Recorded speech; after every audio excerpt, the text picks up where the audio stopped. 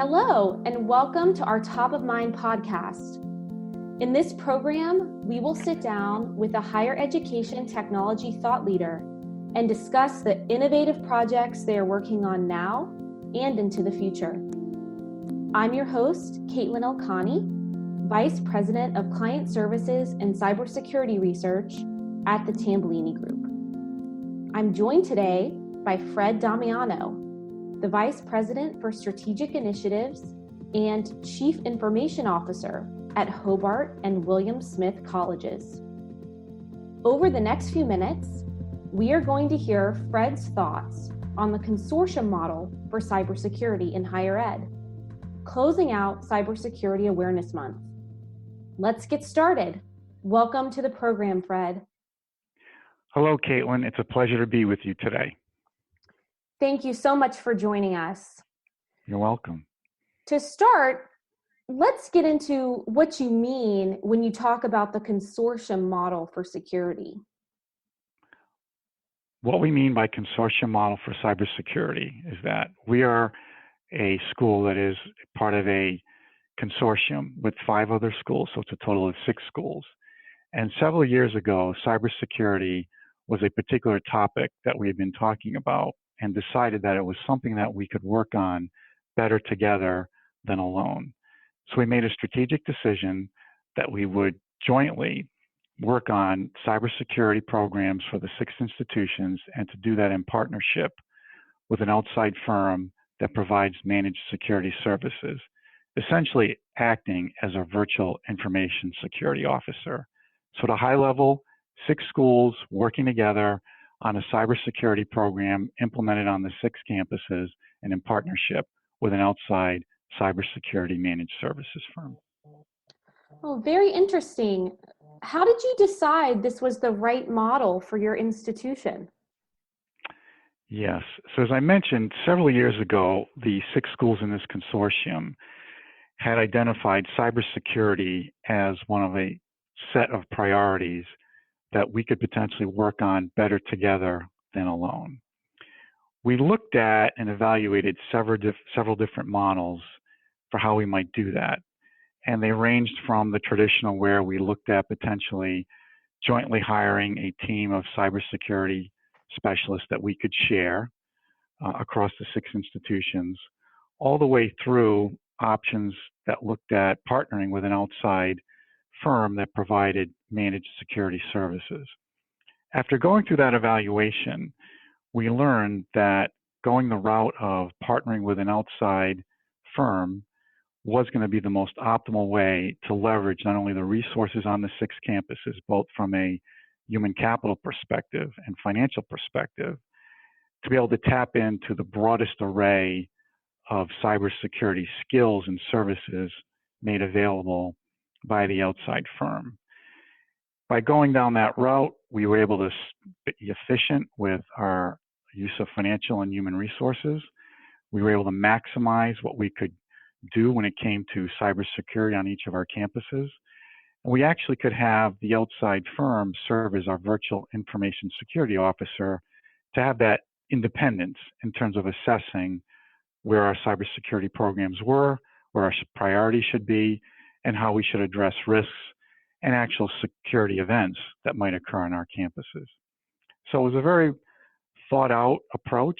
We looked at various options and then landed, on this model of having the outside firm work with the 6 campuses and implementing what we're calling a virtual information security officer model. So what were the steps to get this model up and running? Yep.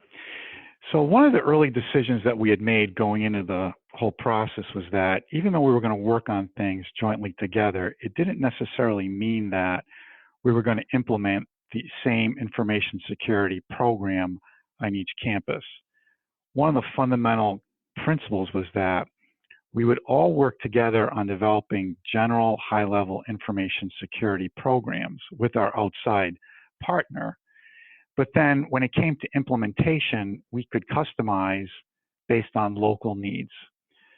And what we would do is whenever one campus would implement a particular component of the information security roadmap, we would then share what they learned with the other campuses. So for example, if one school decided that they were going to begin implementing cybersecurity awareness training, and we're developing materials and a plan and an entire methodology around how that were going to happen, they might be the first one to do it. They would learn by going through it, and they would then share those learnings and the actual outputs of the project so that the other campuses could benefit from it. And all of this was done under the guidance of our external partner from a cybersecurity perspective. So that was one of the main guiding principles out of the gate, was that we would work together on plans at a high level, but then we could actually then customize them when we went to actually localize them.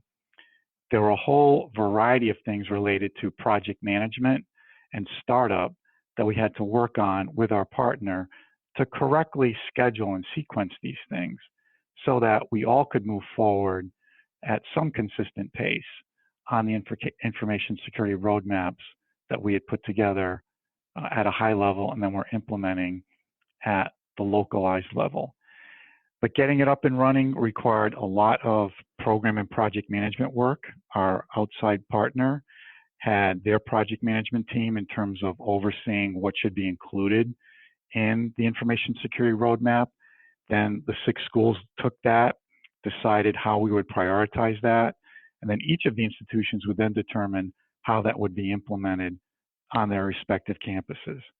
So there was quite a bit of work in the early stages as far as first steps to get it started. And what I would say is one of the most important skills required on each of the campuses wasn't necessarily technical skills, but it was more around project and program management and putting all the right governance mechanisms in place that were going to drive how this was going to be implemented once it was up and running. And then we worked with our partner to put together how we were going to measure performance, and then how we were going to monitor and potentially just keep statusing the progress that we were all making across and against each of our information security roadmaps. So, Fred, what was the timeline like from when you decided to go with the consortium model for security across these 6 campuses to actually being up and running? Yeah, I would say we spent the better part of our first year working on developing, number one, what was going to be the information security roadmap, first of all, at a high level across the 6 campuses, and then how it was going to be localized for implementation across the 6. And then working with our external partner to basically come to agreement on what was going to be done when, so that we could monitor progress against that. And that took a bulk of the first year. That was key in the startup. And, we were, during that time, starting to do things like some campuses started working on awareness training. Some campuses started working on vulnerability scans.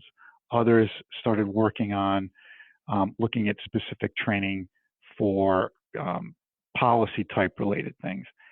So while we were doing the startup, we were also starting to do some of the projects, but it took the better part of the first year to get up and running to a point where I could say that we had a roadmap, we understood what we were going to be working on, and we could see what the next 12 to 18 to 24 months looked like in terms of what we were going to be implementing as related to cybersecurity initiatives, which included everything from policy development, training, specific technical things like vulnerability scanning, and then also what do you do in the event of a breach or an event, and what were going to be the specific procedures around that in terms of incident response, and then doing tabletop exercises on the campus to simulate different security events. So a broad range of things were in that roadmap that got laid out during that first year that basically laid out the implementation plan for the security program. So has this model posed any particular challenges for you in the other institutions as you're trying to coordinate across very different campuses with different leadership structures? Yes, as you can imagine, you've got 6 institutions that have their own their own schedules, their own cultures, and their own approaches, and where they were in terms of just security, even to begin with. What it's really required is the 6 institutions having a very close set of relationships. So, for example, in our particular case, the CIOs actually have a scheduled phone call every week, 3 times a month.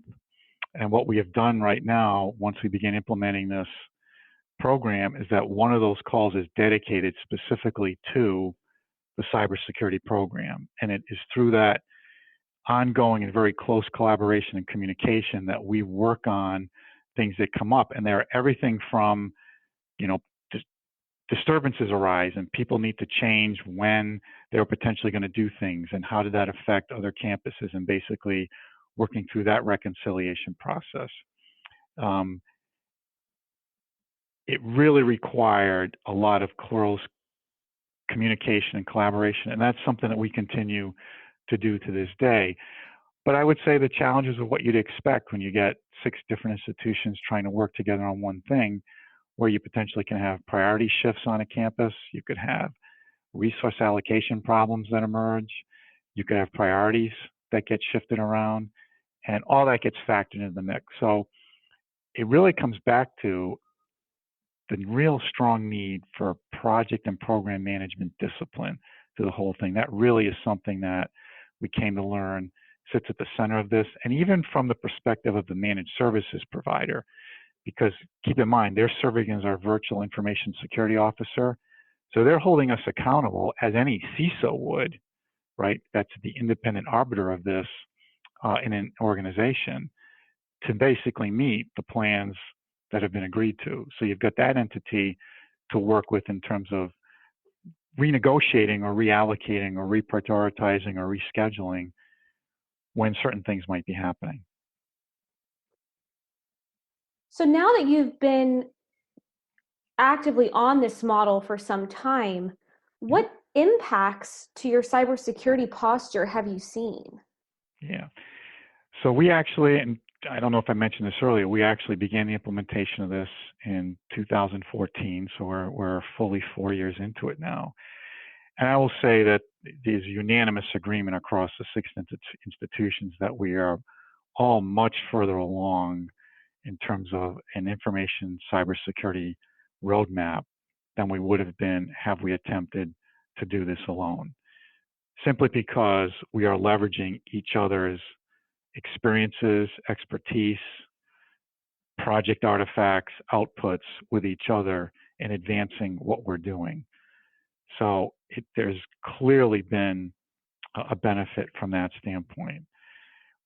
We have been able to implement here, specifically Hobart and William Smith, a variety of initiatives, and everything from new policy development, security awareness training, better vulnerability scanning, much, much better incident response capability in terms of any events that have occurred, being able to reach out to our external partner to help with that. And then I mentioned the whole notion of tabletop exercise, being able to run campus-wide events with the support of our external partner, who brings to bear resources and skills that we just don't have in-house. So there's been a financial benefit, but from my perspective, the benefit has been how much more we've been able to do over that time frame, and the skills and expertise that we have access to in doing it. But again, that all is made possible simply because of the close collaboration at its very core with the 6 institutions in a commitment to do that. It sounds like you've built out an impressive program. How have you been measuring your success, both at the individual schools, but also collectively? Yeah. So at the collective, at the highest level, one of the measurements is we have the information security roadmaps across the 6 schools, and our external partner serving as our VSO is holding us accountable to that. So we are measured based against our progress against that roadmap, and they are basically the ones that are monitoring and measuring that as we go forward. So it's a very project-based approach in terms of, have we gotten certain things done or gotten certain things implemented are they sustained, and are they now ongoing? So at its broadest level, that's how the 6 campuses are overall evaluated. We are evaluated based on, as you might expect, at just the next lower level of detail. So for example, are there policies in place today that we did not have in the past? Is one measure that we have. And then some of these, there might be a legal requirement. So we will have verification from the school's attorneys that we have something in place that was not there before, or it could be an audit committee requirement that we've had to meet that is put in place. So that's one. Another one that's kind of is an example of how you can get really low level with this. We've implemented mandatory cybersecurity awareness training that everyone is required to do. So they do that. But what we've also been doing is running a simulated phishing exercise once a year. And ironically, we always run it during Cybersecurity Awareness Month in October. And then we report on that test to the entire institution so they can see what kind of progress we're making, against that as an institution. But it also gives us some sense of how well is cybersecurity awareness training working and where we might actually want to make some changes or have more emphasis. So that's an example at a very detailed level that what we are managing. That clearly, response times or the number of incidents that we have is something that we monitor and look at on a year-over-year basis to determine where we potentially need to spend more time either filling gaps or shoring up. Could be policy, could be procedure, could be technology, could be training. So those are several examples at a high level across the consortium, very detailed level, and then just, what we are doing in terms of having something today that we did not have yesterday. What kind of lessons learned have you had from this process? Are there things that you would do differently? Yeah. I think I've hinted at some of this, along the way here in the conversation. I think what we've learned is that there has to be an intense focus on communication with the 6 institutions and amongst the consortium. There really has to be a lot of project and program management discipline, not only across the consortium members, but also with the external service provider. That really sits at the core of everything that we're going to do. I think that we learned early on that we were probably more ambitious than in terms of what we could get done versus what in reality we could get done. And a lot of that really is throttled by the resource availability on the specific campuses in terms of carrying out pieces and parts of that security roadmap. I think we've learned that you've got to be paying a lot of attention to the details and communications between the consortium and the external provider to make sure that we're both being very clear on not only what is being asked for or potentially what is being reported on. And a lot of that is just learning. It's a startup. It's a very different kind of model in trying to implement something like this. I would say that what we learned, not so much what we would do differently. It takes a little bit more time in the early stages to get everything organized. But that once you do and once you kind of get into the flow, it's really been great to see how some of these things can propel themselves forward once everyone really understands their role and responsibility, in what is considered to be a very matrix dynamic, it's an organizational structure at the end of the day, and how it's going to work. We're coming to the end of our time together, Fred, and to close out our conversation, I'm wondering if you have any final advice for other CIOs who are considering this model. Yeah.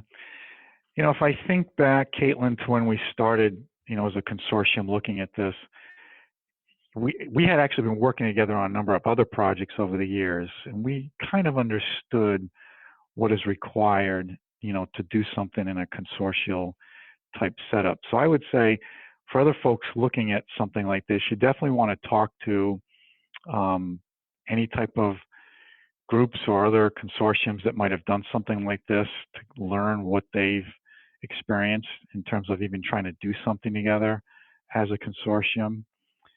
That would be kind of step number one. I think when you dive deeper into cybersecurity, it can become such an intense effort pretty quickly. It can be emotional at times, depending upon if you've had an event on your campus and suddenly you've got a lot of people at the institution and the administration wanting to see things move quicker than what they potentially can. So you've got to navigate that. But I would say if you're an institution that recognizes, and I think everyone recognizes that cybersecurity is something that, it really can't be ignored. It must be looked at. It's got to be managed correctly. It's really got to be organized well, and it's got to be a deliberate effort to implement a cybersecurity program. If you're an institution that really cannot afford to go it alone in terms of either staffing it or even partnering alone with an outside entity, if you're not part of a consortium, if you can find other like-minded institutions that would like to try to band together to do it, you can get, over the hump, so to speak, to the other side of the hill. Once you make the climb and work through the startup pieces of this, there can be a lot of benefit on the other side where the wind is more at your back in terms of things that you're not only have to implement, but need to implement when it comes to cybersecurity, because it's just simply an area where you really can't defer or put things on hold voluntarily. There are just things that must be done to keep everything else safe and secure. Thanks so much for your thoughts today, Fred. We really appreciate you participating in the program. You're welcome, Katelyn. Great to be with you. This concludes our Top of Mind podcast for November. We will talk to you next month.